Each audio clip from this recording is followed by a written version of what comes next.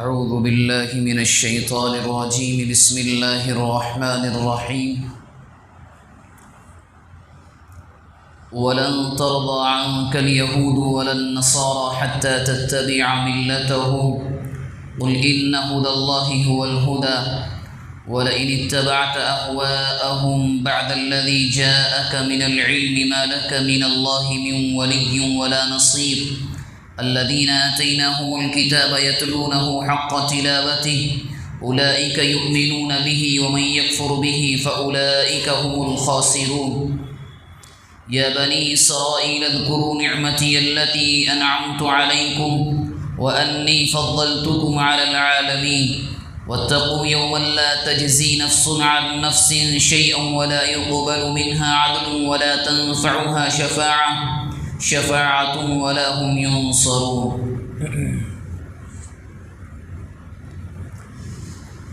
یہ سورہ بقرہ کی آیت نمبر 120 اور اس کے بعد کی آیات ہیں۔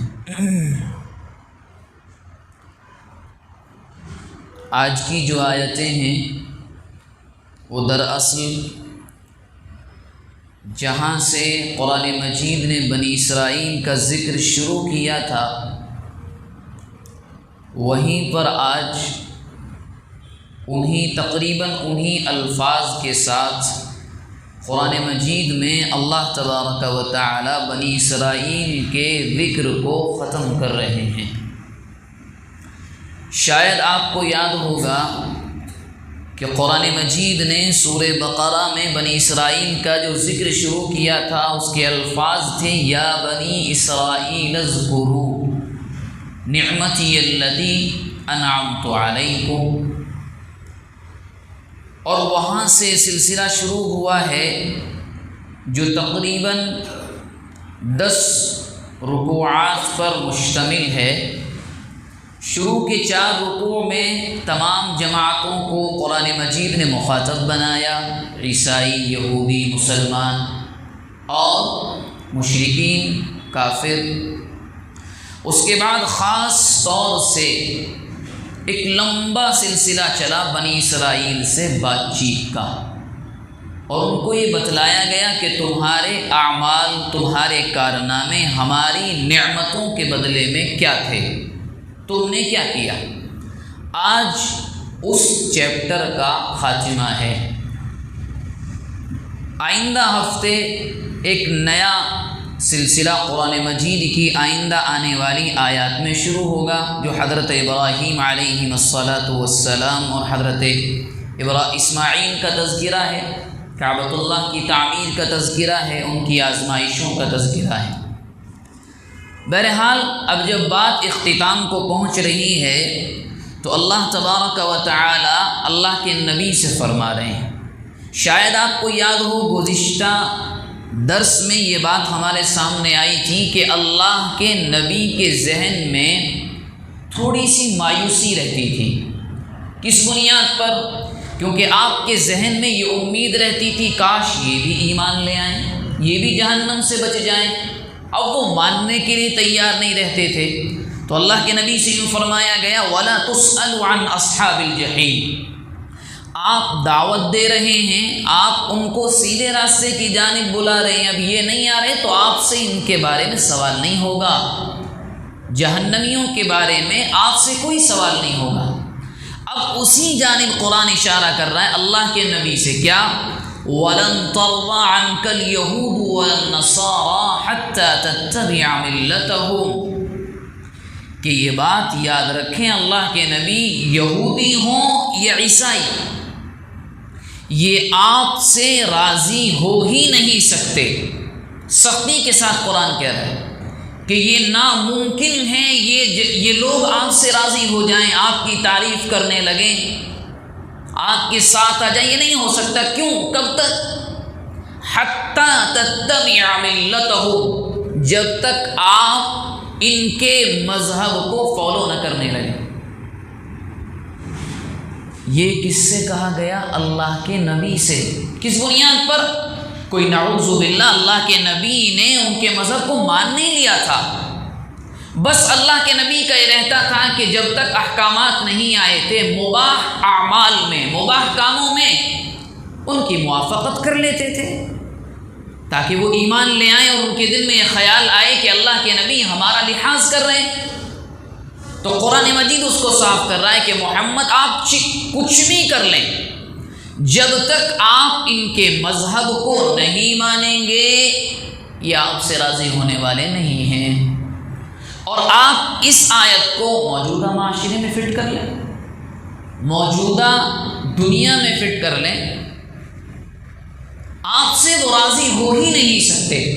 کوئی مسلمان اگر یہ سوچنے لگے میں ان کے کلچر کو فالو کر لوں، میں ایسا کر لوں، میں یہ کوشش کر کے دیکھ لوں، وہ لوگ کچھ بھی ہو جائے انسانیت کے درجے میں آپ کی تعریف کر دیں گے، مگر آپ سے راضی ہو جائیں ناممکن ہے، آپ کے مذہب کو ماننے ناممکن ہے۔ اور اس کے بعد جب اللہ کے نبی سے یہ کہہ دیا گیا کہ لوگ آپ سے راضی نہیں ہوں گے، اور اگر یہ لوگ کہنے لگیں کہ نہیں آپ ہمارے مذہب کو مان لیں کیونکہ اصل مذہب تو ہمارا ہی ہے، یعنی یہودیت اور عیسائیت ہی ہے، تو اللہ تبارک و تعالیٰ نے کہا اگر یہ بات سامنے آئے تو آپ یوں کہیں قل ان هدى اللہ هو الهدى، ان سے کہیے ہدایت کا راستہ تو وہی ہے جو اللہ نے بتلا دیا ہے۔ تم اگر اپنے آپ کو یہ سمجھنے لگو ہم سے بڑا کوئی نہیں ہے، جیسے وہ کہا کرتے تھے نحن ابناء اللہ واحباؤہ، قرآن مجید نے 6 پارے میں سورہ مائدہ میں اس کو ذکر کیا ہے، یعنی ان کو اتنا غرور، اتنا تکبر تھا اس بات پر کہ ہمارے یہاں انبیاء ہیں، وہ یہ کھلا ہوا کہتے ارے ہم تو انبیاء کی اولاد ہیں، ہمارے لیے کچھ نہیں، جنت میں تو ہم ہی جائیں گے۔ تو اللہ تبارک و تعالی نے فرمایا نہیں، یہ غلط فہمی، آپ ان سے کہیے ہدایت کا راستہ وہی ہے جو اللہ نے بتلا دیا۔ اور فرمایا اس کے بعد چلیے یہ بھی ہو گیا وَلَئِنِ اتَّبَعْتَ أَهْوَاءَهُمْ، مان لیں، فرض کر لیں، سپوز کر لیں اگر آپ نے ان کی خواہشات کو مان بھی لیا، جو کہ ناممکن ہے۔ اللہ کے نبی سے اللہ فرما رہے ہیں اگر آپ نے ان کے مذہب کو مان بھی لیا، اگر آپ نے مان بھی لیا تو سنیے، حالانکہ بعد الذی جاءک من العلم، آپ کے پاس تو یقینی علم یعنی وحی کے ذریعے سے قرآن، احادیث اور ایک یقینی پختہ مذہب نازل بھی ہو چکا ہے، اگر بالفرض آپ ان کی خواہشات کو مان بھی لیتے ہیں، حالانکہ ایسا نہیں ہوگا، جب ایسا نہیں ہوگا تو یہودی بھی مسلمان نہیں بنیں گے، لیکن پھر بھی قرآن کہہ رہا ہے اگر آپ نے مان بھی لیا تو سنیے محمد ما لک من اللہ من ولی ولا نصیر، اللہ کے مقابلے میں نہ آپ کا کوئی دوست ہوگا نہ کوئی مددگار ہوگا۔ قرآن مجید نے صاف کر دیا آپ مان لیں مذہب کو، کسی کے بھی مذہب کو آپ فالو کر لیں، ان کی خواہشات کی پیروی کر لیں، اللہ تبارک و تعالیٰ کو سے رشتہ ختم سمجھیں، صاف ستھری بات۔ اور یہ صرف یہودیت، اور یہ تو اس زمانے کے لحاظ سے کہا گیا، اگر کوئی یہ سمجھنے لگے کہ خاص اسی زمانے کے لحاظ سے آیات یہ دماغ کی غلط فہمی ہے۔ آپ سامنے والے کو راضی کرنے کے لیے اس کے تہوار میں، اس کی خوشیوں میں، اس کی عید پر شریک ہو جائیں، اور میں یا آپ مشرکانہ کوئی عمل کرنے لگیں، تب بھی یہی آیت آئے گی ما لک من اللہ من ولی ولا نصیر، اللہ سے کوئی امید نہ رکھے۔ کیوں؟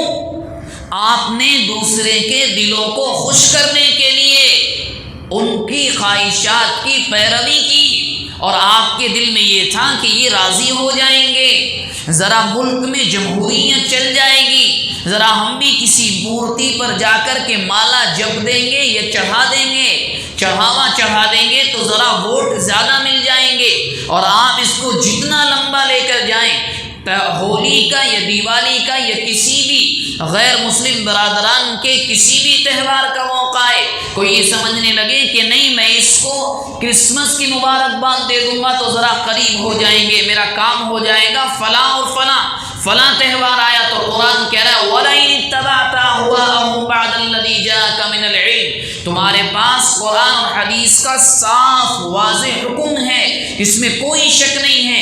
اس کے آنے کے بعد بھی نبی کے ذریعے سے امت سے کہا گیا اگر تم پھرتے ہو تو سنو مَا لَكَ مِنَ اللَّهِ مِنْ وَلِيٍّ وَلَا نَصِيرٍ، ہمارا تمہارا کوئی تعلق نہیں۔ اگر تم اس حالت میں آ گئے دنیا کو چھوڑ کر تو یاد رکھو نہ ہم تمہارے مددگار ہیں نہ ہم تمہارے دوست ہیں۔ اللہ کے نبی سے تو اس لیے کہا گیا اللہ کے نبی آپ تو ان کی مانیں گے نہیں تو یہ آپ کی بھی نہیں مانیں گے، لیکن قرآن مجید صرف اس زمانے کسی ایک لمیٹڈ ٹائم کے لیے نہیں آیا، یہ تو انلمیٹڈ ہے، قیامت تک ہر ایک کے لیے ہدایت ہے۔ تو مجھ سے اور آپ سے یہی کہا گیا کہ ملت دوسرے کی ملت دوسرے کے مذہب کے پیچھے صرف اس لالچ میں جانا کہ ذرا یہ بھی راضی ہو جائیں گے، تو یہ راضی ہونے والے نہیں ہیں۔ اگر آپ چلے بھی گئے تو نقصان یہ ہوگا کہ اللہ سے آپ کا کوئی رشتہ نہیں رہے گا۔ اس کے بعد فرمایا یہاں تک ذکر کیا قرآن نے اس آیت میں ان لوگوں کا جو عیسائیوں اور یہودیوں میں بڑے کٹر قسم کے تھے، متکبر، معاند، حسد کرنے والے۔ اب اگلی آیت میں قرآن تذکرہ کر رہا ہے ان اہل کتاب یعنی عیسائیوں اور یہودیوں کا جو سچائی کے راستے پر تھے۔ فرمایا الذین آتیناہم الکتاب، ایک کچھ لوگ وہ بھی ہیں جن کو ہم نے کتاب دی، کتاب تورات بھی دی، انجیل بھی دی۔ انہوں نے کیا کیا؟ یتلونہ حق تلاوتی، کتاب کی تلاوت کی۔ تلاوت کے معنی صرف قرآن مجید کو پڑھنے کے نہیں آتے، عربی زبان میں تلاوت کے معنی آتے ہیں تلا یتلو تلاوتن، کسی کے بالکل پیچھے چلنا، اس کو کمپلیٹ فالو کرنا۔ عربی زبان میں معنی آتے ہیں یعنی وہ کتاب کی ہدایات پر عمل کرتے رہے اور کتاب کے پیچھے چلتے رہے۔ انہوں نے کتاب یعنی تورات یا انجیل کے راستے کو نہیں چھوڑا۔ تو فرمایا یہ لوگ کون ہیں؟ اولئک یؤمنون بہ، اللہ کے نبی یہی لوگ ہیں جو ایمان لے کر آئیں گے۔ یعنی عیسائی اور یہودیوں میں خالص ایسا نہیں کہ کٹر قسم کے لوگ تھے، نہیں مخالفت کرنی ہے تو مخالفت، ایسا نہیں تھا، بلکہ ایسے بھی تھے جن کو سچائی معلوم تھی اور وہ صحیح تورات اور انجیل کو مانتے تھے۔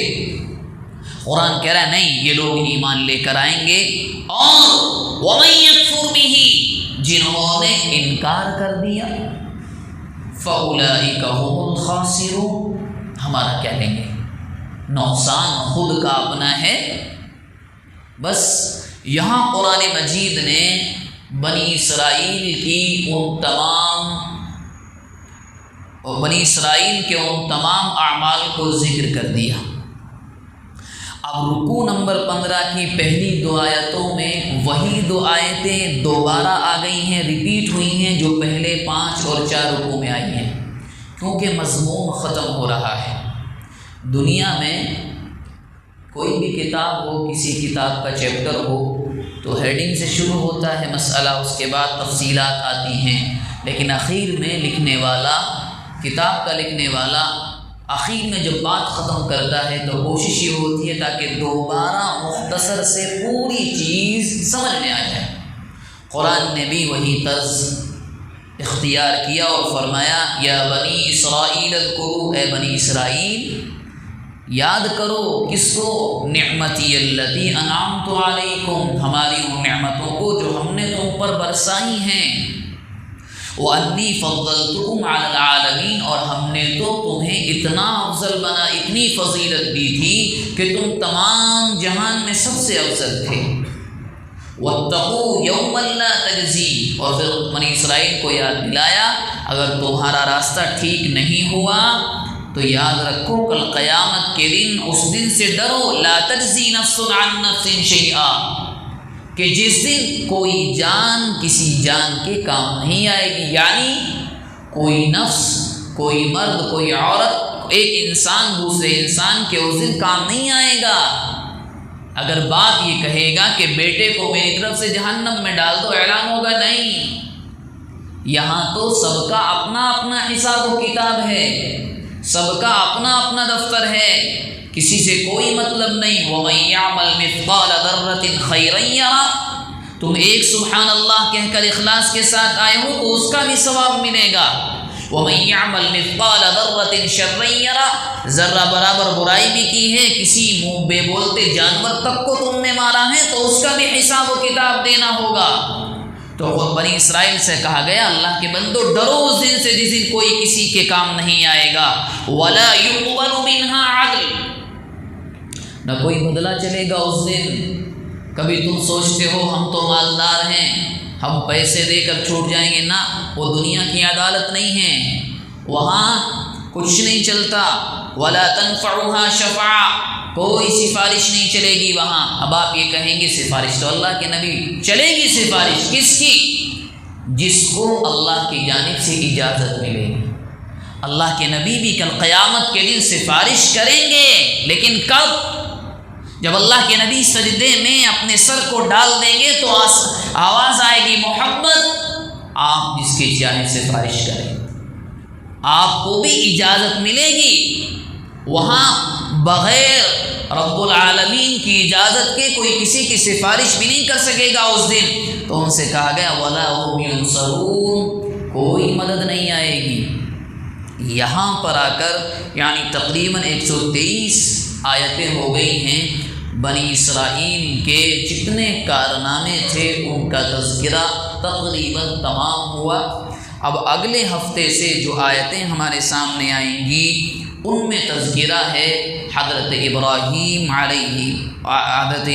اور اسماعیل علیہ السلام کا، کہ ان کے اوپر کتنی آزمائشیں آئیں، اور اگلے ہفتے سے آنے والی آیات بڑی اہمیت کی حامل ہیں۔